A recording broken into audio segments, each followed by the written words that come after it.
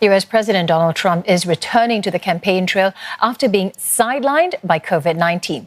He says he's tested negative for the virus. The president will hold rallies in Florida, Pennsylvania, and Iowa, 3 key swing states.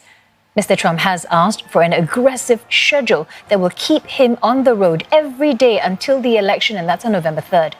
Doctors have given him the green light to attend public events. However, there are still concerns from some about whether he is, in fact, virus-free and immune. The Trump campaign insists the president can pull off re-election despite trailing Joe Biden in public opinion polls. His team hopes his base will be energized by talking up his nominee for the Supreme Court, Amy Coney Barrett. Simon Marks joins us live from Washington, D.C. Now, Simon, there's still a lot of uncertainty about Mr. Trump's COVID-19 status. So what kind of safety measures will there be at these various rallies? Well, Glenda, there is uncertainty. You may have seen that Twitter slapped a warning on his claim over the weekend that he now enjoys immunity from COVID-19. We don't know that that's the case. We've had a very carefully worded memorandum from the president's physician over the weekend, but it provided precious little medical data to back up the claims that the president is making. But he is so far behind in the opinion polls that he has concluded that the only course of action open to him is now to engage in the traditional barnstorming of the country that presidential candidates in pre-COVID times have done. So he'll be in Florida in a few hours' time. Participants to that rally and presumably to others in the days ahead are all being required to sign a waiver that holds the Trump campaign and Donald Trump himself personally free from any risk of litigation if anyone at those rallies contracts COVID-19.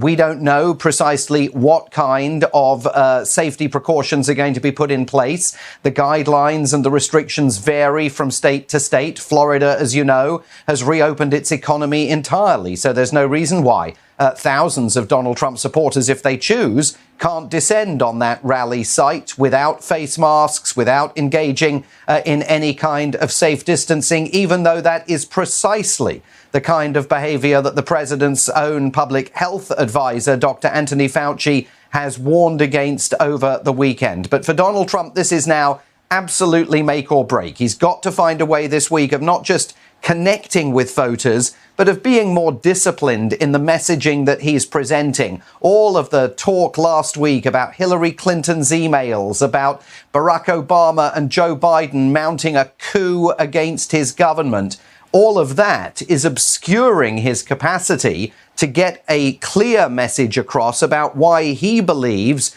Joe Biden and Kamala Harris pose a danger to the country. And I think Republicans all over the United States are looking to see if he can find a way in the next 3 weeks of returning or embracing the disciplined presentation of his message.